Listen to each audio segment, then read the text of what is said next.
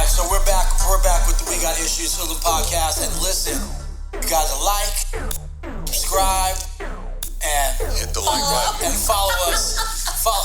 Don't make it fun. Like, follow, and subscribe. Hit that button on the right there that says you like the podcast, you know. Make us happy, you know what I'm saying? Catch you right back. Run that. Hoodlum's here today. Big E, JC, and of course Queen Vic. We got some great new friends coming to the show today. We got Quincy and Mikhail coming in today. Quincy Newell, Mikhail. So we've all been friends for a long time. We've known Quincy for a very long time. JC obviously has known him for a long time. But I remember your first time we met was I think it through a mutual friend that introduced us. But we found out that you were working over at Hits and started over at Hits magazine. Yeah. That's kind of where you first started out in the entertainment industry, right? Or nightclubs before? Actually, no. My family's from the entertainment business. Oh, I did not know that. Yeah. My family owned and still sort of owns a publishing business. My grandfather is an artist. His name was Joe Jones out of New Orleans.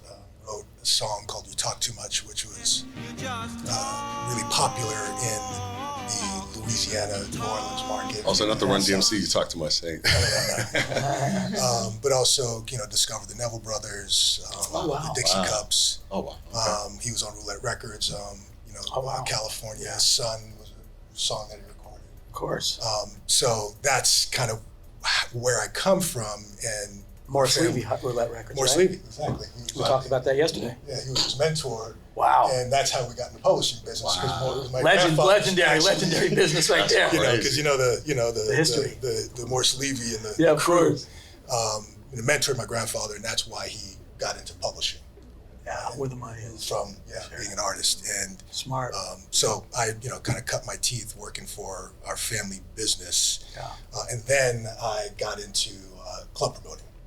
Nice. And marketing, and that's what led me to Hits magazine. I love it. Great start. Right. Really good folks over there took care of me, and helped me out. That's Ricky Lee. That's how Ricky Lee. Yeah. Now rest his soul. Rest in peace. Yes. Dear friend of ours. I think it was Todd. I forgot Todd's name. Hensley. Todd Hensley. Yeah. It was great. Shanita Williams was there, worked in the jam. She's Girl. a dear friend of ours, man. We love her. Yeah, she was really dope. Elion, right? Yeah. That's how I got there. But Hits was amazing. That was a really fun time. Right. And it was a great time in the business too. The 90s and the music business was off the chain. Wow. I remember Rage Against the Machine. They first came out. Bad Boys started. Right. Friends. This is the cool stuff because we're just good friends that came up together, and it just so happens that we're so fortunate because. And we'll talk about this. I don't think that the new kids have that at all. No. With the social media, they don't have that because we're meeting with each other all the time. We're going to conventions together. Yeah. And if I got a programmer on the phone, yo, Jay, I got a program. I got so-and-so on the phone. Oh, really? I'll transfer you, plug you in. Yeah. Reiner, I got you in. Yeah. You can't get programmers on the phone. We had them on the phone and wouldn't let them off the phone until all of our boys got through their priorities. I don't think anyone would even try to get to programmers. They're just trying to get street. I don't think it's the same in any regard. It's all different. But the camaraderie, that we had is unparalleled. I don't think that happened. Maybe the guys in the 60s and the 70s when things were at the inception, when shit was going on, where people were taking guys on the road and you got Dylan going on the road and you're meeting everybody, mom and pops or whatever. Physically I don't think that happened because when hip hop when it was coming up in the 90s, that's like the same movement. Oh, that was for exactly us. The same movement. For us. I mean, so we're going on the road. How many times? I mean, it's great that you have access for social media, but we saw things up close and personal. Yeah. Okay. Social media didn't exist, so you had street teams, right? Right, yeah, exactly. And then the artists had to come to the market. Yeah, now you got social media marketing companies. Yeah, so Outkast and Wu-Tang, where can that happen today where you could just go to a club, some small club in downtown LA and watch for the next greatest artist in the world, right? That doesn't exist today, and that's what was great, I think, during that era is that you saw things up close and personal that you really don't get to see today. And how have you seen the business changing from, because we're all pretty much around the same age. I mean, I'm 40, you guys are? I'm 53. Same. Oh, I'm 56. I got you all beat. all beat. As the old man. And Queen Vic's is 28. You know what I'm saying? JC. But well, how have you seen the business change? Because you're a businessman. Yeah. You guys have an interesting company that we want to talk about. So how have you seen that? The trajectory. I started out at as far as LA is concerned, I started off at K-Day Radio. So I used to do Michael Greg McMorrow, Afternoon Drive show. I did that for 3 years. Well, 4 years almost. And then after that, you guys mentioned James Lopez. He and I worked together at Wild West Records. Street. Wow. When it was on Melrose. Isn't that great? Great shit you find out in the podcast, so It was, but you're right. Is when you guys talk about the retail marketing, I just remember having to keep a staple gun in my backpack because rolled up. You have to have your rolled up posters because you never knew when you was gonna have to hit something up. And I think back in even the stickers, because I remember back in the day you used to be able to do that. And then the city of LA started fining people. Yeah, because you were sniping. Yeah. You were sniping back then. We called it sniping. Yeah. So I mean, but I think back then you had to know. I think one thing I noticed is that it wasn't so compartmentalized. I think we just had an earthquake. Yeah, we good. So, keep it moving, baby. Keep it moving, baby. Keep it moving. Carl got petrol. He got petrol just now. Anyway. Yesterday, Carl talking about how Jason all this stuff. He's like, I thought it was big. we're good. Yeah. That's some funny shit right there. We just had an earthquake, everybody. Live on the show. California, baby. So get back to where you're at, buddy. Yeah, so I think the biggest observation is that back then you had to have a more rounded sense of the business. I mean, so because you might be called in, I might have to do retail marketing one day. I might have to call college radio. Right. And other days I might have to get my list out. So you had to be more well-rounded. Sure. Like you said, the relationships, the interpersonal relationships were more important because I had, I might roll up and might have, I need to get inside and I need to do some sniping or I need to do some street team work. And my buddy is at the door and he's got passes because he's got a bigger artist than I do, might be able to get me in. Right. I'm only working, El Bacardi and he's working, some other artist that's much bigger than mine, but because of the relationships, he can get me in the door. Sure. He's telling me, all right, man, don't overshine what I'm doing up in here with the posters, but you can hit the bar. You can hit it up. A little bit. Yeah. And so I think that those are the kind of things that really dope. Yeah. Those are the kind of things that you had to be cognizant of, and you had to cultivate and water and nurture those relationships. Where now, it's much more of a it's much more of an analytics-based business. And I think that's a big problem, and it's interesting because, we'll get into the film side, but the confidence that I think we have is that when we have a project, we know we're going to get a look. Sure. That's it. Right. We don't need to. I knew that I'm going to get in the door. I'm going to get in the door. I'm going to come hell or high water through the door. I'm going to turn over your desk if you don't listen to my record. Which I've done, right? I'll give you 25,000 Q-tips, or worse, which I've done. But you're going to see me. If my record can't get there, that's why as a manager, even of talent, I want to empower the artist because Victoria is an artist.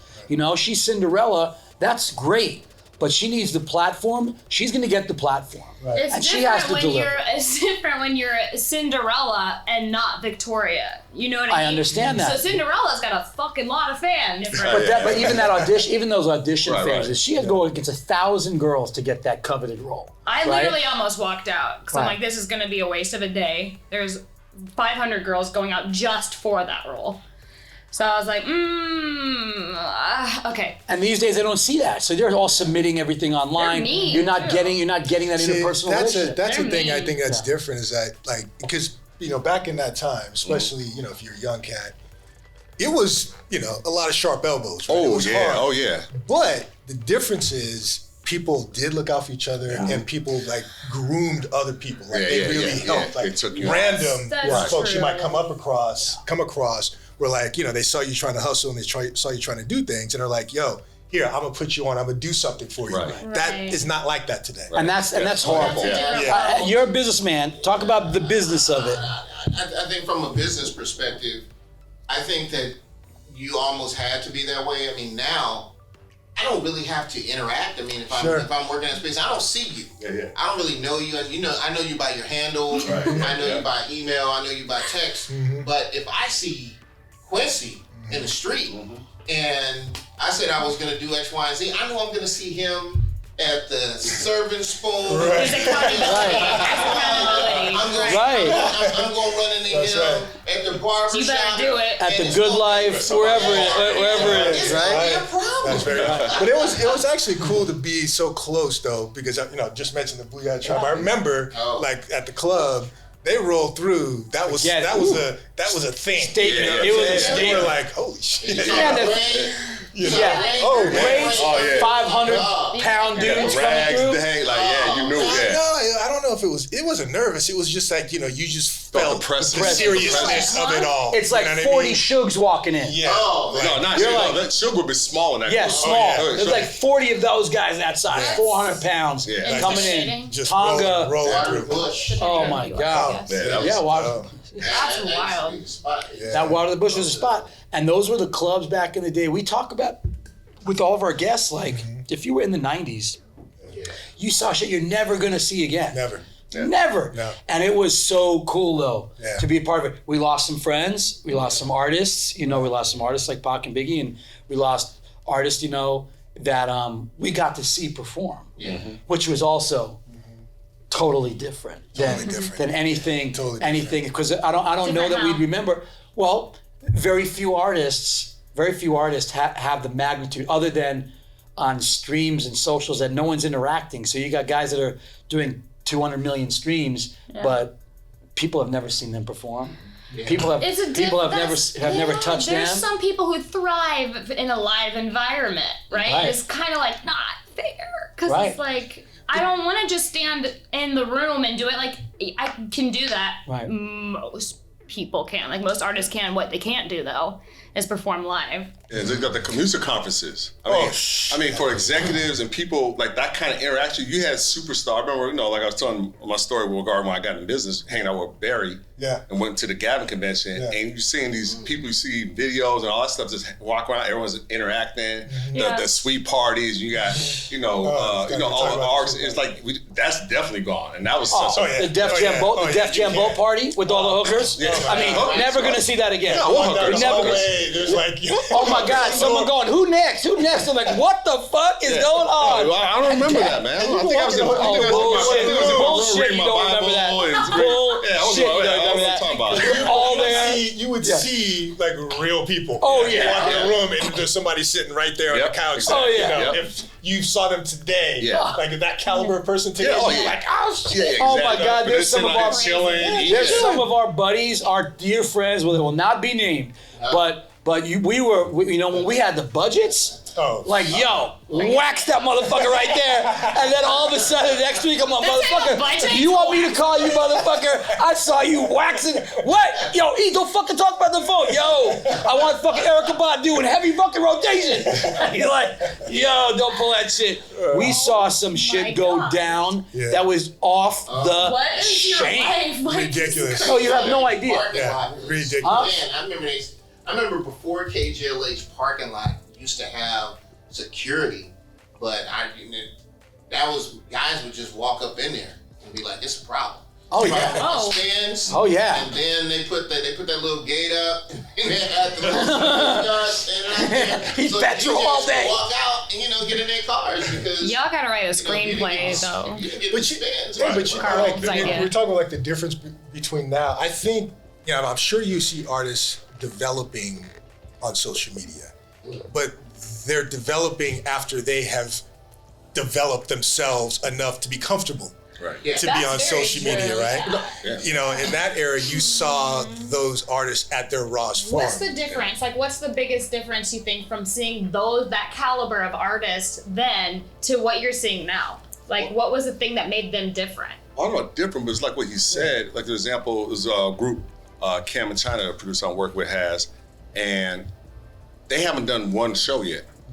But yet they got 30,000, 40,000 followers now. They're blowing up, but it's all social media. Yeah. It's all releasing videos and stuff. They haven't done a show. Yeah. They haven't done a meet and greet. Yeah. They haven't and they're blowing up, and people like Snoop calling, all these people calling, but they haven't done it. Yeah. Back in the day, you had to get out there and do shows. You had to get out. Now it's they haven't got out. Yeah. So right. So what happens when they do go out? Well, then hopefully you'll get the right people that prepares them to actually be able to perform those things. But now it's backwards. Now you had to do performing 5 people. You had to go in there late night and maybe not go. You're supposed to go on 12. You don't go until 2 and do all those things. Then you get the video out there. Then you get all that out there. But now it's the other way around. Yeah. Do you think that the artists are more?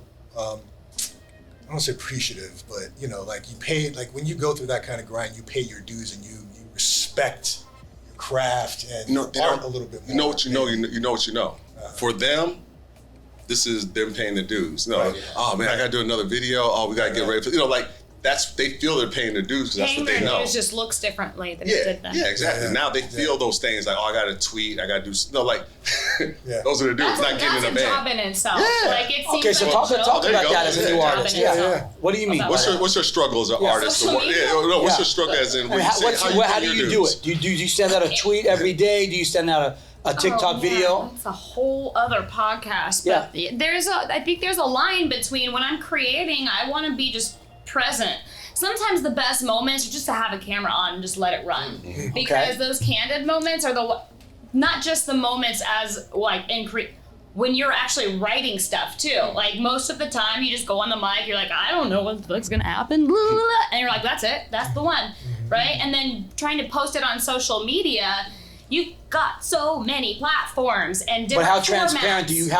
All the way transparent. So you think that's your superpower, is no one can be you better than yourself, right? So the authenticity. And authenticity is imperative, I think, in everything. Yeah, 100%. Period. Forget about social media. But obviously always in social media. People know. They know when you're faking it. They know. You can feel it. You can feel when someone's being real, and you can feel when someone's putting on a front. And the people that are putting on a front are doing it because they think that's what you want. Right. And then they're doing the same thing. Yeah. And so y'all are just being two fake people, and it's like subconscious. They're not even thinking about it. And that's why Cardi B's so popular, because everyone knows she'll say crazy stuff, and she's being authentic. And people love it. If he had a twin, I'd let him run the train. Like, what? She's crazy as hell. Who says that? But Cardi B does. That's who. Yeah. Right. I guess Madonna was back in the day. Like some artists, was just kind of they were trailblazers. They pushed the envelope. Imagine Madonna in those days. She had social media. Prince, I was thinking some of the artists. Wu-Tang Clan. Can you imagine TikTok and Instagram, Wu-Tang, a Pac, and Big. 40 Dirty. See, that's I don't know if this is controversial. I hope it is. Let's go. But artists were artists, I believe, in the day. Yeah. Right.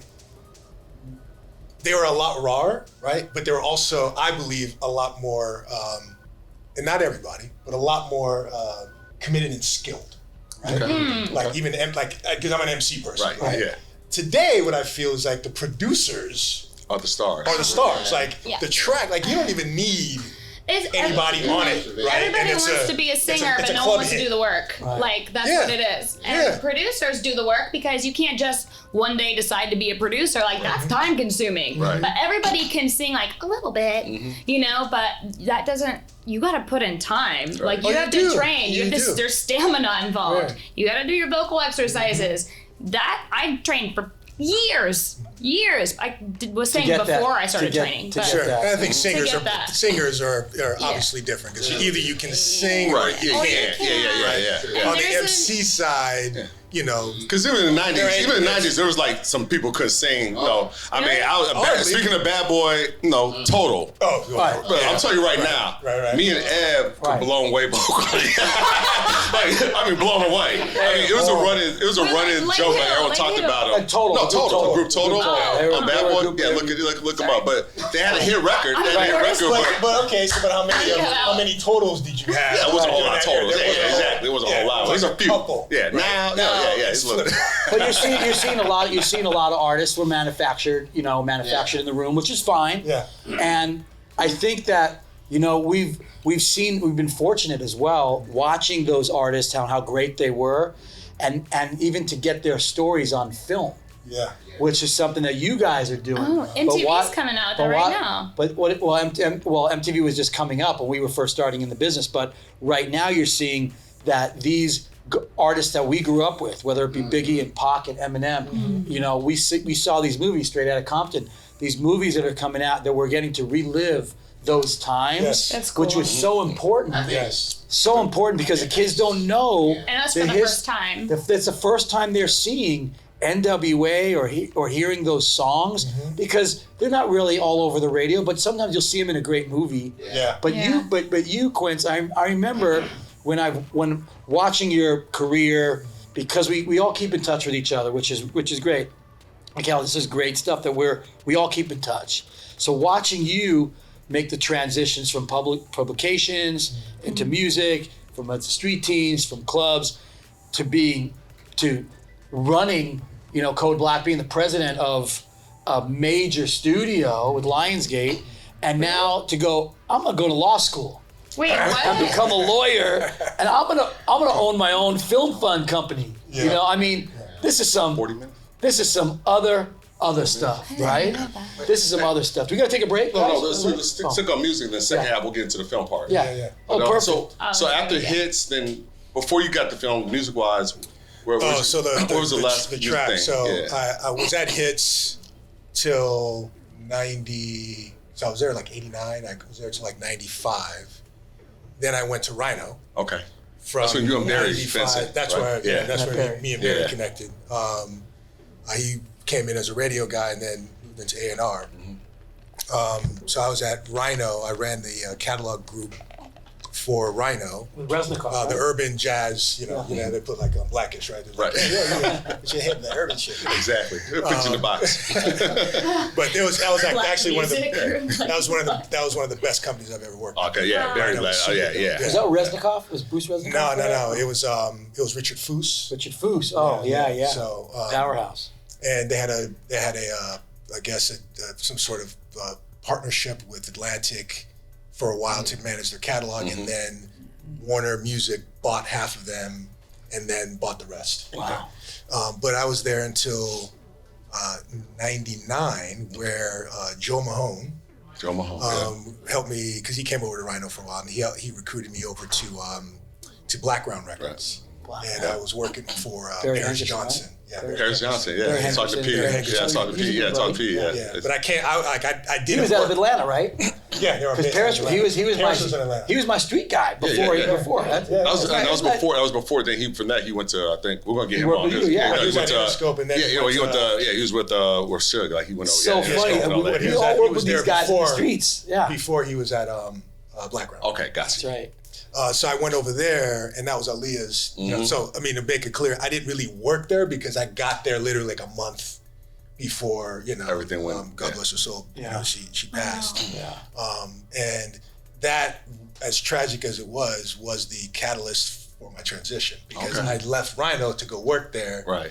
And then all that stuff happened, and just everything went away, and I was like, I didn't know what to do, and I started my marketing company back up. And Parrish and his boys hooked me up, gave me Adidas account and all that stuff. And Parrish was a good dude. Yeah. And then I got a job as a consultant at Paramount. Okay. Doing what they called VMI, vendor managed inventory planning. Okay. Right? That was when that whole thing is when you like Walmart, how you have the SKU system. Right? Yeah. And you can, before, remember, even in the record business, you used to manufacture a bunch of shit, ship it, and hope you sell it through, and then you get crazy returns. Exactly. The VMI thing was making that more efficient. Okay. Right? So you can track sales real time. Okay. And then that was the NFT before NFTs. Exactly. So you didn't have to, the return issue started to go away. Okay. So I went over there to do that at Paramount. And I was there until like 2000. And then I had a friend call me. He used to be the HR person over at So that was a lucky job, by the way. And what prepared me for that job was Rhino, because Rhino trained everybody. Like they were like really into that, and they put me on something called the Stream Team, which is basically a process where you create efficiencies in your workflow, right? So like the life cycle. So from A to Z, where can you save money? How do you save money? And how much time is, you know? So it's like time management. Yeah, it's like a project management discipline. Okay. So that's what allowed me to get that joint over at Paramount. But a friend of mine called and said, hey, somebody got this job using your job description for Rhino, and they just got fired. Oh wow! They said that they did what I did. Wow! So she knew both of us. Oh, okay, we both worked at Rhino. Gotcha. So she called me and told me about it, and that's how me and Jeff Flanagan actually. Oh, okay. Oh my God, that's crazy. We'll break and we'll get to the film stuff. Just dominoed. We're gonna take a break for a few minutes, and we're gonna come back. We're gonna talk about the trajectory. We're back with the We Got Issues Hoodlum podcast, and listen, you guys like, subscribe, and hit the like button and follow us. Don't make it fun.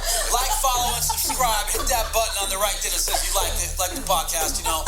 Make us happy, you know what I'm saying?